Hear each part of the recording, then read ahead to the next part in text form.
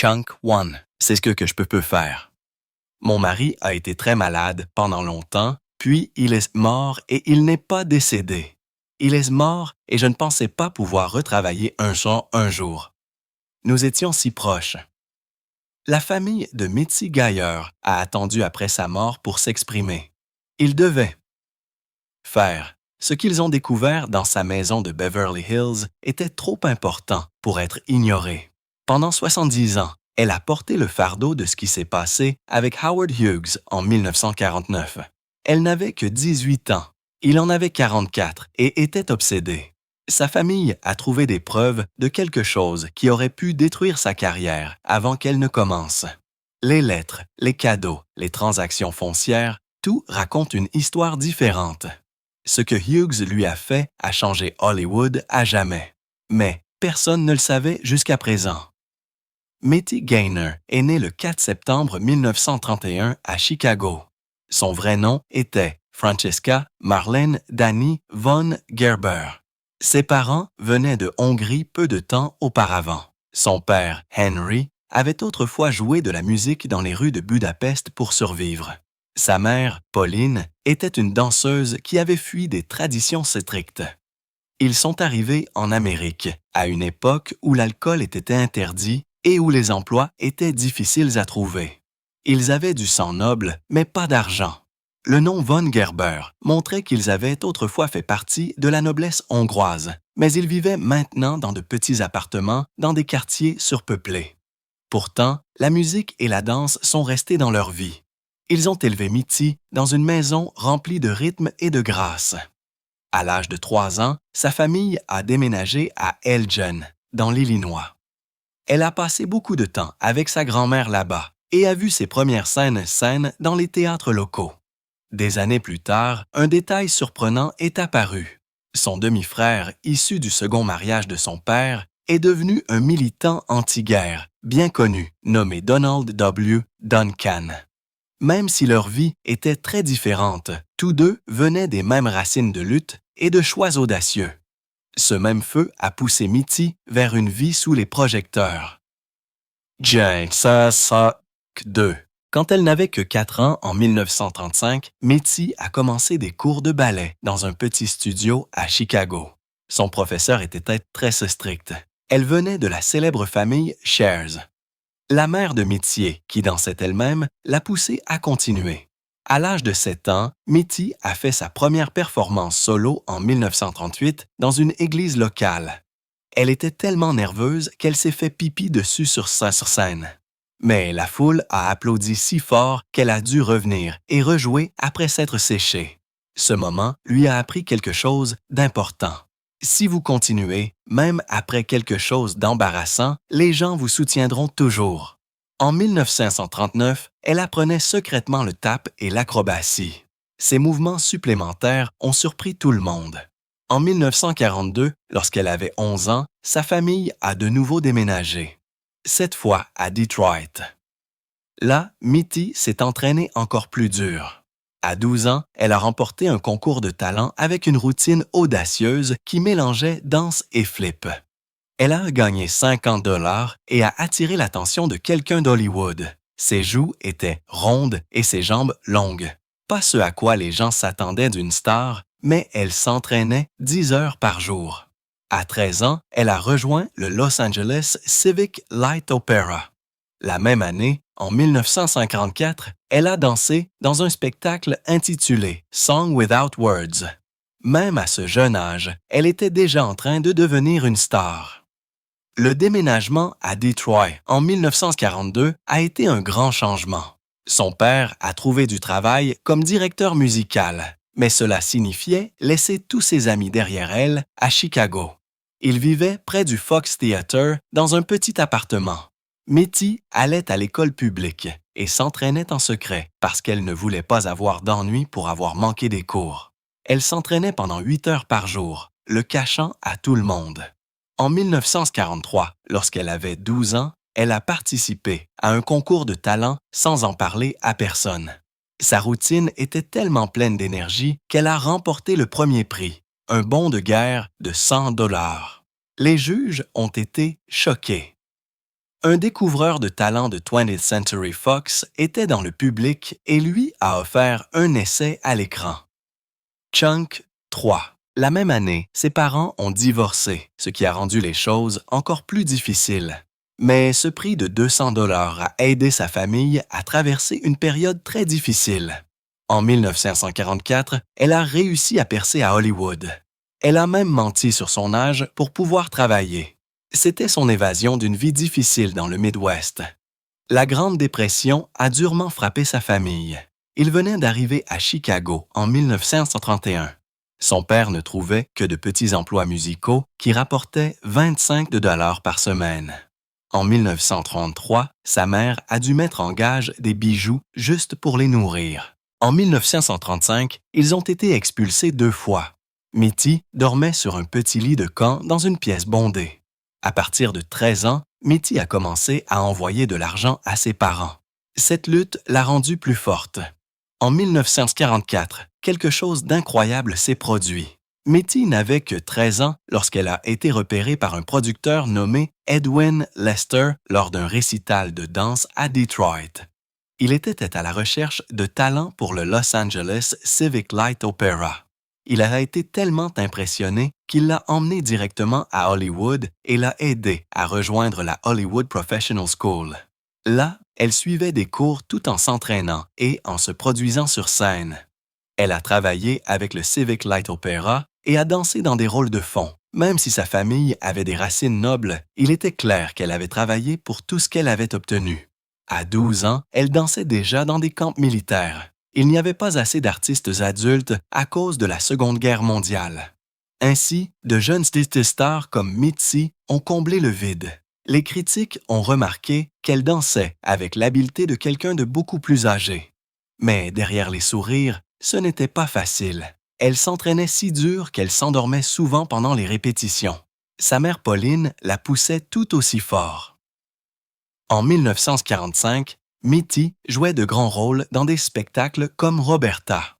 Elle avait réussi. La même année, à 13 ans, elle a joué dans Song Without Words au Greek Theatre de Los Angeles.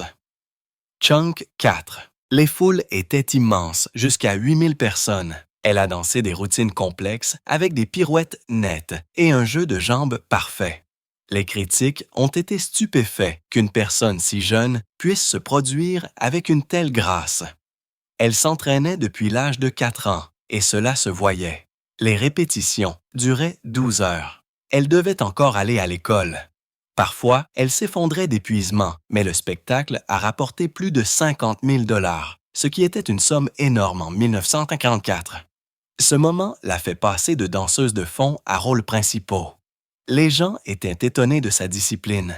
On disait que les danseurs plus âgés étaient jaloux d'elle, mais elle a continué d'avancer.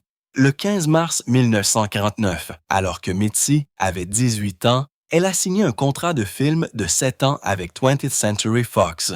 Elle avait auditionné encore et encore, parfois 15 fois par semaine, en 1948, chantant des airs d'opéra pendant des heures. L'accord lui donnait 500 $ par semaine, ce qui équivaudrait à environ 6 000 $ par semaine aujourd'hui. Un cadre n'aimait pas son vrai nom, le qualifiant de trop ressemblant à une épicerie fine. Il lui a donné un nouveau nom, Mitty Gaynor, d'après une autre star, Janet Gaynor. Son premier grand film est sorti le 15 septembre 1950. Il s'appelait My Blue Heaven. Elle avait 19 ans et jouait une chanteuse-danseuse nommée Gloria Adams. Elle a joué aux côtés de Betty Grable, mais beaucoup ont dit que Mitzi la surpassait. Son numéro de claquettes était rempli de vie et d'énergie. Le film a rapporté plus de 2 millions de $. Après cela, des lettres ont commencé à affluer, 500 chaque semaine. Il y avait même des rumeurs de romance avec Dan Daly, sa co-star. Que ce soit vrai ou non, Mitzi était devenue une star du jour au lendemain. L'année suivante, le 6 juillet 1951, elle a joué une fille de sororité dans Take Care of My Little Girl. Elle avait 20 ans et a montré qu'elle pouvait jouer, pas seulement danser. Ses 6 scènes sur le bizutage à l'université étaient intenses. Une scène montrait des abus mentaux dont on parlait rarement en 1951. Les fans lui ont envoyé 1000 lettres par mois. Certaines écoles ont même interdit le film, mais les critiques ont vu sa profondeur et l'ont loué. Chunk 5. Elle ne voulait pas être coincée dans un seul type de rôle, et ce film a prouvé qu'elle avait de l'envergure. Plus tard cette année-là, le 1er novembre 1951, elle a joué dans Golden Girl dans le rôle de Elle Crabtree. Elle a été nominée pour un Golden Globe le 24 janvier 1952.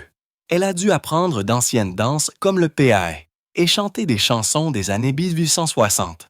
Une chanson a même été nominée pour un Oscar. Elle s'est cassé un orteil pendant le tournage, mais a continué. Le film montrait des espions de la guerre de Sécession et a suscité des débats sur la véritable histoire. Mais les fans ont adoré son énergie. Elle a reçu 2000 lettres de fans chaque semaine. Même si les critiques étaient sortes mitigées, le film a rapporté 1,5 million de dollars. En 1952, elle a joué dans Bloodhounds of Broadway dans le rôle d'Emily Ann Stackerly. Une mauvaise chute le 5 mars 1952 lui a cassé la cheville et a retardé le film. Fox a perdu 50 000 $. La blessure a fait les manchettes. Mitty a continué à travailler même si sa cheville lui faisait mal pendant des années. Elle a plus tard plaisanté en disant « Je me suis cassé les 10 orteils, les 2 chevilles. » Les fans ont envoyé 1500 cartes de sympathie. Le film a rapporté entre 1,2 et 2 millions de dollars. En 1953, elle a joué la star de vaudeville Eva Tang dans The I Don't Care Girl. Il est sorti le 14 janvier. Les danses étaient audacieuses et repoussaient les limites. Certains de ses costumes étaient si révélateurs que le studio a dû les changer. Certaines scènes ont été coupées après de mauvaises réactions lors des avant-premières. Pourtant, le film a rapporté 1 million de dollars. Les fans ont envoyé 1200 lettres louant sa performance intrépide. Certaines de ses co-stars ont ajouté des blagues pendant le tournage qui sont restées dans la version finale. Pour son 26e anniversaire, le 4 septembre 1957, Mitzi Gaze Gaynor a participé à l'une des auditions les plus épuisantes de sa vie. Elle voulait le rôle de Nellie Forbush dans South Pacific, mais de grands noms comme Elizabeth Taylor, Doris Day et Lana Turner étaient considérés. Ce qui a choqué tout le monde, c'est que Frank Sinatra, qui n'était même pas dans le film, a arrêté son propre film pour l'aider à s'entraîner. Il croyait tellement en elle. Alors que d'autres actrices abandonnaient, Mitzi a réussi un test brutal de 2 heures de chant, de danse et de jeu d'acteur non-stop. Chunk 6. Sur plus de 200 femmes, elle a obtenu le rôle. C'était une victoire massive, mais la pression a presque brisé. Pourtant, ce rôle lui a valu une nomination aux Golden Globes et a fait d'elle une star. Contrairement à beaucoup à Hollywood à l'époque, Mitty n'a laissé personne doubler sa voix. Dans South Pacific, elle a chanté Every Word elle-même. Sa scène la plus célèbre a été filmée lors d'une véritable tempête de pluie hawaïenne le 12 août 1957.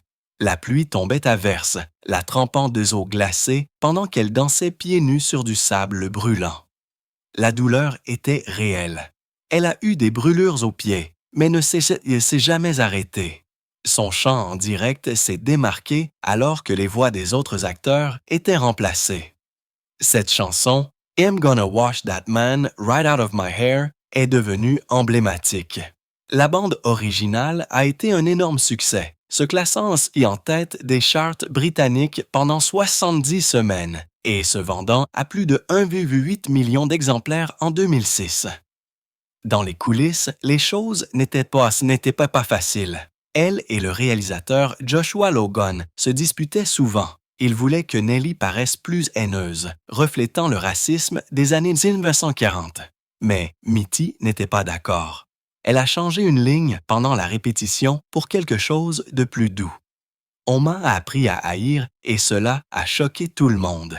Ce seul changement a conduit à 17 reprises. Certaines personnes pensaient qu'elle allait être renvoyée, mais le public a adoré sa version. Les critiques ont dit que cela rendait sa performance plus réelle. Son choix a aidé le film à parler au mouvement croissant des droits civiques en Amérique.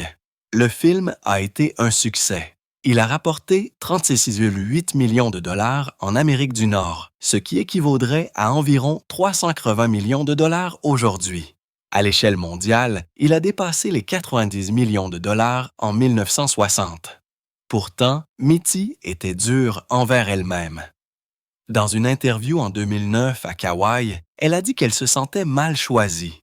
Elle pensait que la caméra ne la flattait pas et a dit que son jeu d'acteur était juste correct. Elle a fait 45 tests de maquillage pour essayer d'avoir meilleure mine sous l'éclairage dur et elle a senti que sa danse n'était pas assez utilisée. Les fans ont été choqués d'entendre cela, d'autant plus que le film a été nominé pour 3 Oscars et est resté dans les charts britanniques pendant 115 semaines. Après cela, elle a fait un pas audacieux et a joué dans Happy Anniversary en 1959. Chunk 7. Elle a joué une femme qui révèle qu'elle a déjà trompé et a même laissé entendre qu'elle avait eu des relations sexuelles avant le mariage. Une de ses répliques, « Nous célébrons depuis 15 ans », a failli faire interdire le film dans des endroits comme le Kansas et l'Ohio. C'était les années 1950 et les gens n'étaient pas prêts pour ça. Ils ont dû refaire 12 scènes et ont dépassé le budget de 200 000 $. Mais les gens sont venus le voir. Plus de 1,2 million de personnes ont regardé. Et même si les critiques étaient notes et mitigées, Mitty a prouvé qu'elle pouvait gérer des rôles plus sérieux et plus audacieux. En 1968, elle a fait sa première émission spéciale télévisée intitulée Mitty. Elle a été diffusée sur NBC, pas sur CBS comme certains le pensent. Ce n'était pas qu'un simple spectacle, c'était une grande célébration colorée de ses talents. Elle a dansé avec 50 artistes en costumes colorés et a inclus des chansons qui montraient son côté personnel. Plus de 30 millions de personnes ont regardé et l'émission spéciale a remporté un Emmy pour son utilisation de la couleur d'une manière nouvelle et audacieuse. Elle avait 37 ans et gagnait également 45 000 $ par semaine à Las Vegas à l'époque. Cette émission a fait d'elle une star de la télévision. L'année suivante, en 1969, sa deuxième émission spéciale est allée encore plus loin.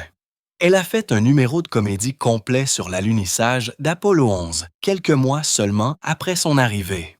Vêtue d'une combinaison spatiale brillante, elle a dansé en fausse gravité zéro et a fait des blagues sur la façon dont la NASA a dépensé plus de 25 milliards de dollars. Certains téléspectateurs ont pensé qu'elle était allée trop loin, en particulier pendant une partie où elle a fait du lip-sync sur de l'audio lunaire modifié. Mais 25 millions de personnes se sont connectées. L'émission était pleine de mouvements audacieux et abordait des choses réelles, comme les manifestations contre la guerre du Vietnam, ce qui la rendait actuelle et brute. En 1964, elle a partagé la scène avec les Beatles dans l'émission Ed Sullivan. Plus de 70 millions de personnes regardaient. Elle a fait une routine de danse torride de 9 minutes pendant que des milliers de fans criaient à l'extérieur. Dans un moment surréaliste en coulisses, Paul McCartney a emprunté son sèche-cheveux et lui a demandé un autographe. Cet épisode a été vu par plus d'Américains que l'alunissage plus tard. L'Église catholique n'était pas satisfaite. Ils ont critiqué ces mouvements comme étant trop sexy, mais elle s'en fichait. Elle se tenait debout à un tournant de la culture pop, juste entre le vieux Hollywood et l'ère du rock and roll. Entre 1968 et 1978, elle a réalisé 9 émissions spéciales télévisées. Chunk 8. Ils sont devenus des événements annuels. L'un avait Bob Hope et 100 danseurs masculins. Un autre la montrait en train de faire des biscuits. Certains étaient thématiques comme Les Années folles, son émission spéciale de 1974 Mitty. Un hommage à la femme au foyer américaine parlait de problèmes réels comme l'inégalité salariale et les fardeaux d'être une femme au foyer. À une époque où les femmes ne gagnaient que 59 cents pour chaque dollar gagné par les hommes, elle a dansé en tabliers et talons, utilisant l'humour pour faire valoir son point de vue. C'était audacieux, féministe et puissant sans crier. Il a obtenu des nominations aux Emmy et a attiré 25 millions de téléspectateurs. Avant tout cela, en février 1961, Mitzi avait conquis Las Vegas. Elle a commencé à se produire au Flamingo Hotel et y est restée jusqu'en 1965, faisant plus de 600 spectacles. Elle empochait 45 000 $ par semaine en 1968, plus que presque tout le monde, même Liberace. Ses actes mélangeaient comédie, ballet, costumes extravagants et révélations surprises. Bob Mackie a commencé à concevoir pour elle en 1966, créant des robes à couper le souffle qui se décollaient au milieu de la danse. En 1964, l'Église catholique a même qualifié son numéro de lascif, mais les fans ont continué à venir. Elle a placé la barre haute pour les femmes à Vegas. Puis, en 1966, elle a déménagé au Riviera Hotel, où elle est restée jusqu'en 1972. Son contrat était énorme, 50 000 $ par semaine dans les années 1970. Elle a imité des stars comme Marlène Dietrich et a fait des danses folles et audacieuses qui ont illuminé la scène. Une routine était si bizarre et brillante qu'elle impliquait une cloche de vache, l'obscurité totale et des danseurs surgissant de nulle part. Bob Mackie n'a cessé de repousser les limites avec ses costumes. C'est l'époque qui a scellé son héritage en tant qu'icône de Vegas. Dans les années 1980, elle a emmené son spectacle solo sur la route. Le titre était Mitzi. Qu'est-ce qu'une gentille fille, moi, fais-ce. Comme toi, fait dans un endroit comme celui-ci. Même dans sa cinquantaine, elle dansait, faisait des sketchs de comédie et rôtissait les fans en direct pendant le spectacle. À l'âge de 51 ans en 1982, elle faisait toujours des routines à haute énergie. Parfois, elle faisait des blagues sur ce que portaient les gens au premier rang. Et la foule craquait. Elle n'a pas ralenti, même en voyageant 8 mois par an. En 1949, à 58 ans, elle a rejoint la tournée nationale de Anything Goes. Elle avait une blessure à la hanche, mais levait toujours les jambes haut et portait des tenues moulantes et scintillantes. Chunk, 9. Les gens n'en revenaient pas de voir à quel point elle était encore forte et gracieuse. Dans un numéro, elle a chanté une phrase sur la cocaïne qui a frappé fort compte tenu de ce qui se passait dans le monde à l'époque. Sa présence sur scène a réduit au silence des théâtres entiers. Même dans les années 2000, Mitzi ne s'est pas arrêtée. Elle a fait une tournée avec Razzle Dazzle, My Life Behind the Sequence de 2009 à 2014. À 88 ans en 2019, elle se produisait assise avec Michael Feinstein en raison d'une blessure à la jambe, mais sa voix pétillait toujours. Elle a chanté « Il n'y a pas de métier comme le show business » et a dit qu'elle rêvait toujours de danser à nouveau. Elle a utilisé des paroles offertes par Ira Gershwin et a conservé sa partition dans des archives. Son mélange de charme, du vieil Hollywood avec des blagues modernes, a continué d'attirer de nouveaux fans. En 1954, elle a rencontré Jack Bean au Château Marmont. Il l'a demandé en mariage juste après leur 3e rendez-vous. Sa famille a été choquée. Son père hongrois, Henry, craignait que ce soit trop tôt, d'autant plus qu'elle sortait à peine de son contrat avec Fox. Mais ils se sont mariés à San Francisco le 18 novembre 1954. Seulement 50 personnes sont venues. Jack a quitté son emploi pour devenir son manager. Il a négocié son contrat pour South Pacific pour 500 000 $ en 1958. Leur amour s'est mélangé aux affaires et cela a duré. Ils n'ont jamais eu d'enfants. En 2013, Mitzi a déclaré qu'avoir des enfants aurait mis fin à sa carrière. Elle était toujours en mouvement. Films, Vegas, télévision. Et ils ont choisi le travail à la place. Les fans ont été stupéfaits parce que cela allait à l'encontre de ce que la plupart des gens attendaient des couples à l'époque. Jack s'occupait des finances et elle se produisait. Mais ce n'était pas toujours parfait. En 1956, il est devenu jaloux de Bing Crosby et ils se sont disputés. À partir de 1960, ils ont vécu dans la même maison de Beverly Hills. Ils l'ont acheté pour 100 000 $. Après la mort de Jack en 2006, Mitzi portait son alliance sur un bracelet. Elle a dit qu'elle sentait sa présence même des années plus tard.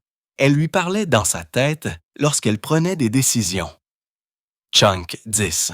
Cette maison était pleine de souvenirs, d'accessoires de films, de costumes, de récompenses. Elle y a vécu jusqu'à son décès le 17 octobre 2024 à 93 ans. Pendant les années Vegas, les choses sont devenues difficiles. Jack devenait jaloux de ses danseurs masculins. En 1970, une dispute a retardé toute une émission spéciale télévisée. Une fois en 1968, les choses ont tellement mal tourné qu'ils ont failli divorcer. Mais ils ont essayé la thérapie de couple, ce qui était rare à l'époque. Au final, leur amour a tenu bon. Même sa jalousie est devenue un carburant pour son succès. Il a géré ses millions. Il l'a même empêché de porter un costume qu'il jugeait trop révélateur en 1975.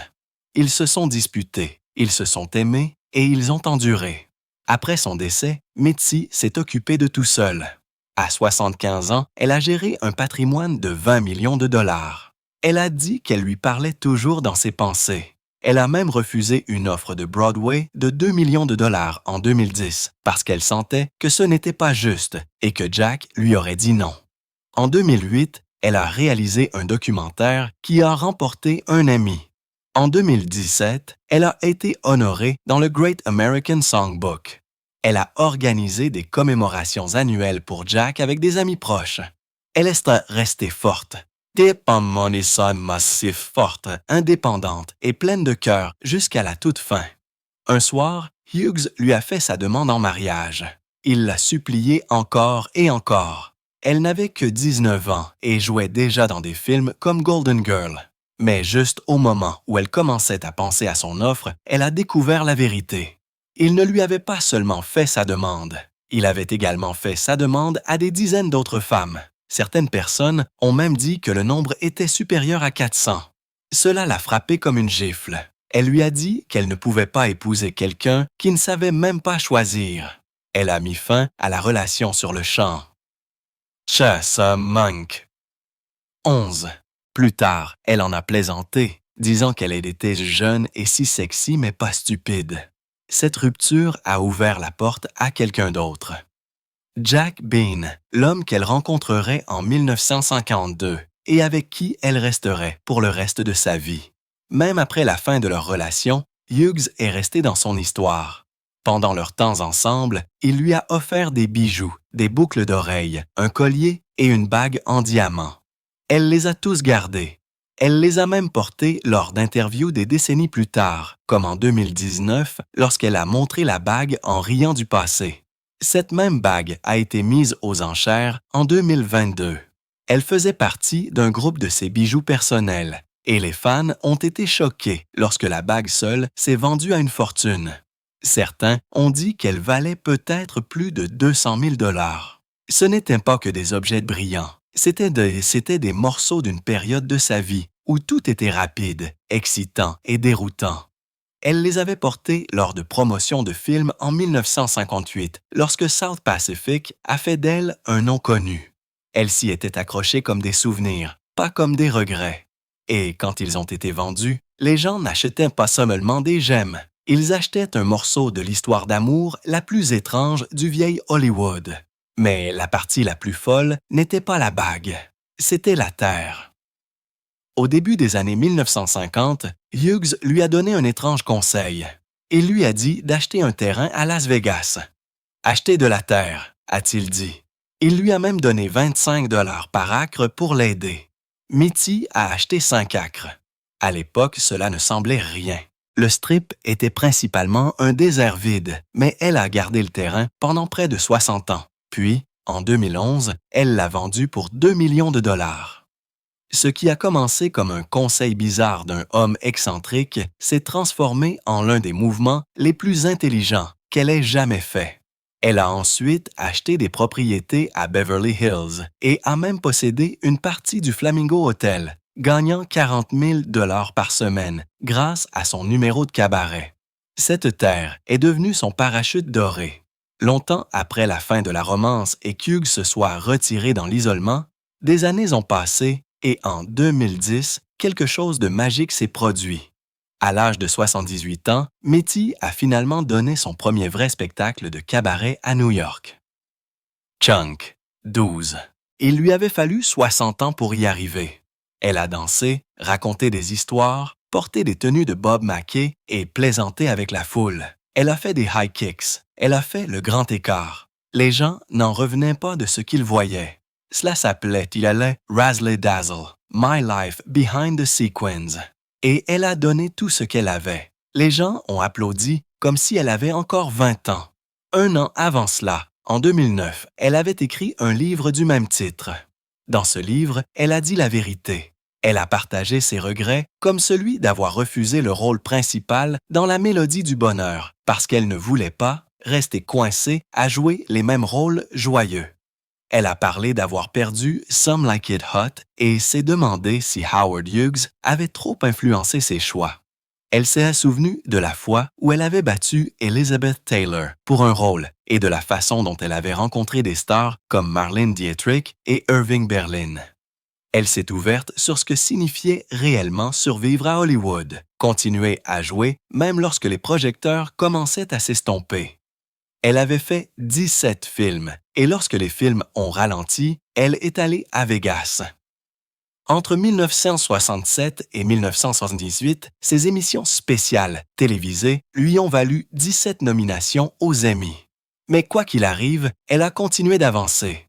Même lorsque la vie l'a frappée fort, elle ne s'est pas arrêtée. En 2012, à l'âge de 81 ans, elle a subi une arthroplastie de la hanche. La plupart des gens mettraient des mois ou des années à se remettre. Pas Mitty. Elle était de retour à des événements caritatifs quelques mois plus tard. Elle n'a jamais laissé l'âge la ralentir. Elle croyait que si vous continuiez à danser, le monde continuerait à applaudir. Sa formation en ballet ne l'a jamais quittée, ni son sourire. Elle a perdu son mari Jack Bean en 2006 après 52 ans de vie commune. Il avait été son rock. Ils n'ont jamais eu d'enfants, mais ils ont eu une vie bien remplie.